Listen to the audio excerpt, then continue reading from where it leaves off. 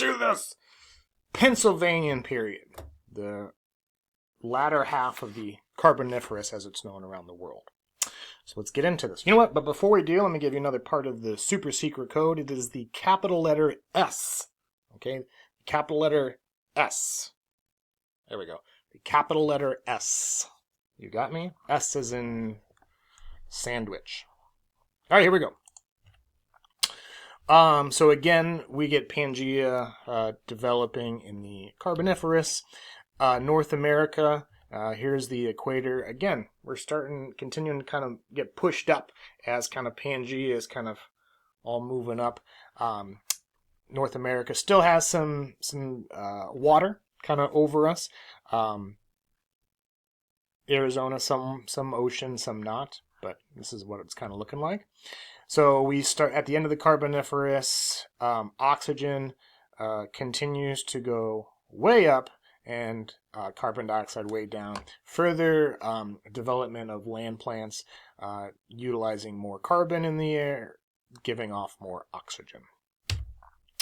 So the Pennsylvanian period, 323.2 to 298.9 million years ago, the rocks in North America, because the Pennsylvanian is only describing North America, can really be distinguished from the Mississippian by their terrestrial nature, hence the kind of unconformity. So we get, during the Mississippian, mostly shallow ocean deposited material that eventually became stone. Here we get terrestrial sediment deposition that eventually became stone. The uplift of the continent as kind of Pangea is forming is part of what helped the ancestral Rocky Mountains form. More on that at a later time or in a different unit. And that's kind of what helped to cause the transition to a more terrestrial environment versus the more ocean-covered marine environment in the Mississippian.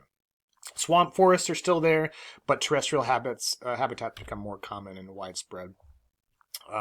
The terrestrial layers, we start to see more sandstones and shales, but indicative of terrestrial deposition than we do see in the Mississippian strata.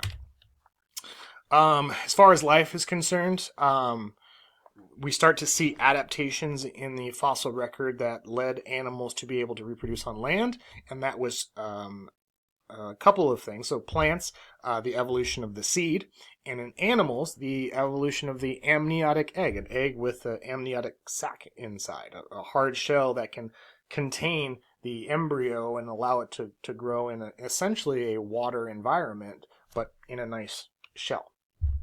Amphibians don't have that. They produce these eggs that are soft embryos. They need to stay in the water to be fertilized and to grow. But animals with amniotic eggs, hard-shelled eggs, they have the fluid on the inside, so they can use that as a vessel to grow on its own on land. Again, both of these are kind of tied to water. Adaptations to allow for water to further allow these organisms to grow, hence terrestrial habitation. So we, with the extensive forest still growing, you get a vast amounts of plant life still in the Pennsylvanian, which would lead to, again, coal, what would eventually become coal. Insects with wings finally appeared. Remember a couple periods back, insects pop up, but now they finally have wings. Some dragonflies have a wingspan of 2.5 feet. So you go like what? Somewhere right around here. My head for a reference. So we start to get insects with wings. Cockroaches, everyone's favorite, could be up to about a foot long. Let's see. Yeah. That's a big cockroach, as they say in Ghostbusters. You also get millipedes, scorpions, and spiders start to proliferate into the forests as well. Reminder that this is kind of what it would have looked like. And we also, there's the giant dragonflies. We also start to get some of the first reptiles to pop up. One of the earliest was the lizard-like Hylonomus, which was very lightly built, had strong jaws and very slender, very slim limbs. This allowed vertebrates to reproduce on land for the first time because they were able to kind of move more easily. Amphibians at this time are kind of more like frumpy and kind of big and move slow. But this light little reptile can really move around really quick. Also, with reptiles, they have scaly skin, so that prevents them from drying out on land, so they can, again, contain moisture with the scaly skin. And with these reptiles, how their leg orientation was, with these slender legs kind of coming off their body, it allowed them to more efficiently walk and run and climb versus the more big and slow and heavy amphibians. This helped reptiles to proliferate on land a little bit easier than amphibians. So here's kind of a fossil of some of the first lizard-like reptile, that Hylonomus.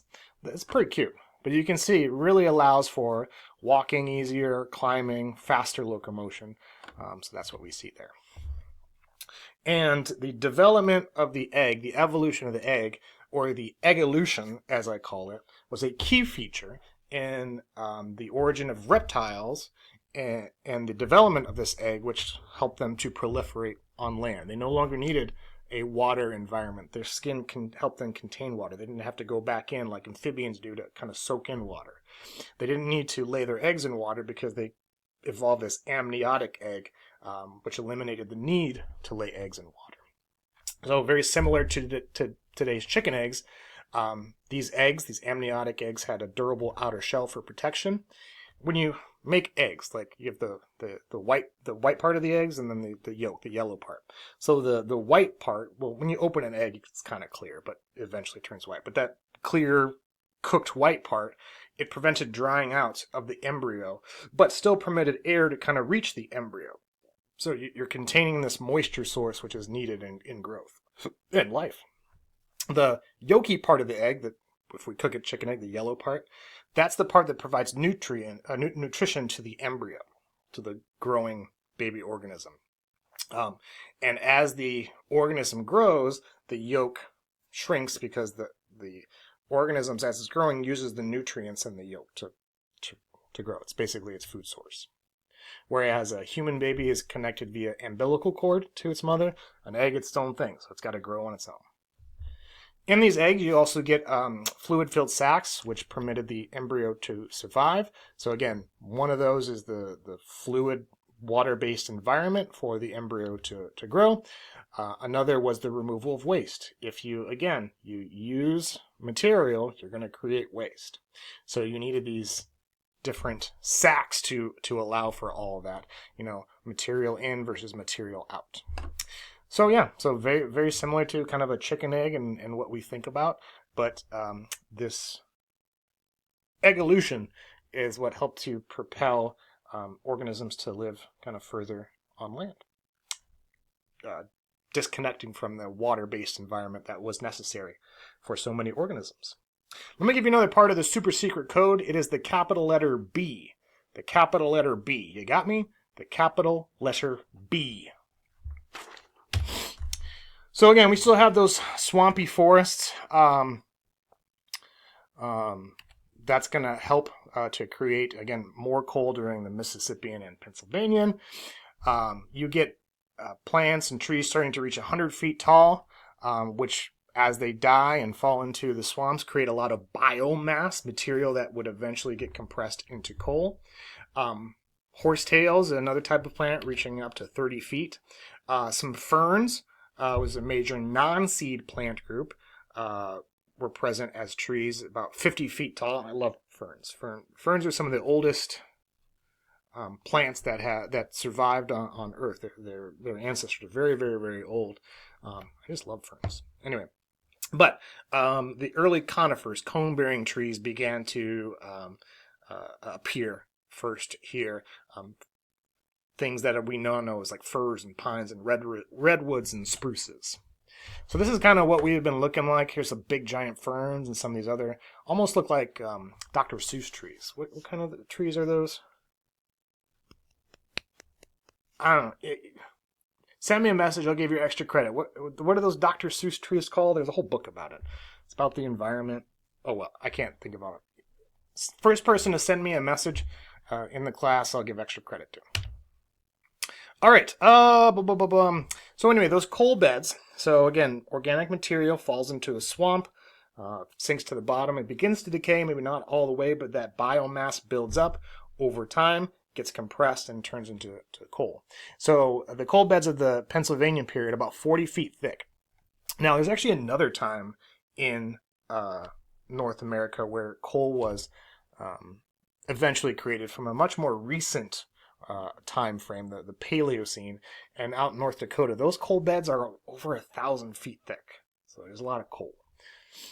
But anyway, the coal beds are a reflection of the transgression and regression cycles that covered and didn't North America at points.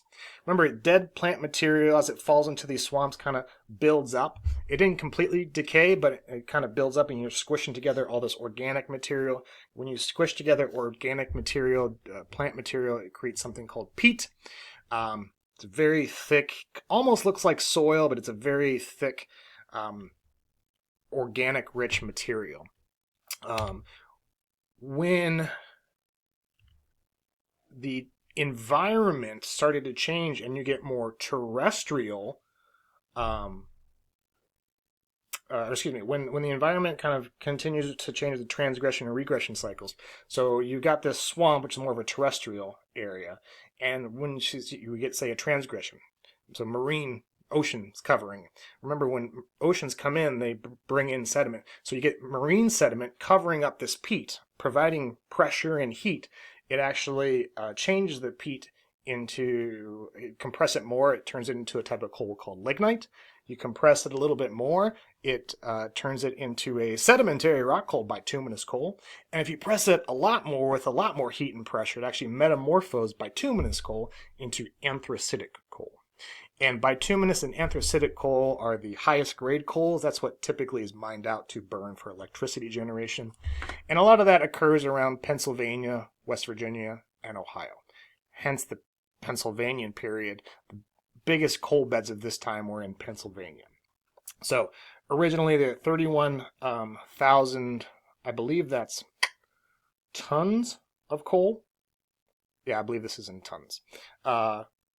Were found in Pennsylvania, West Virginia 30,000, Ohio 18,000. So right in this area, you get the biggest. This is why that's coal country. Coal miners, that Pennsylvania, West Virginia, Ohio. You get it down into this area as well. You can see these coal beds, and then with above it those layered sedimentary rock to help squish this material. This, though, is one of those younger coal beds that we find out in North Dakota. Let me see here. I'll move that. So you can see, for reference, kind of the size of this versus the size of this. So much older, much higher grade coal over here, which is why it's still mined. Younger, less of a high grade, but they still mine it for coal out in kind of the central part of the U.S. So as we're coming out of the Carboniferous, we're starting to get into reptiles, which will eventually lead into the last period of the Paleozoic era, the Permian. So again, here we are. We're starting to get those cone-bearing trees to evolve. And so we'll go ahead and pause there, and when we come back, we'll talk about the last period of the Paleozoic era, Permian. See you back here in a second.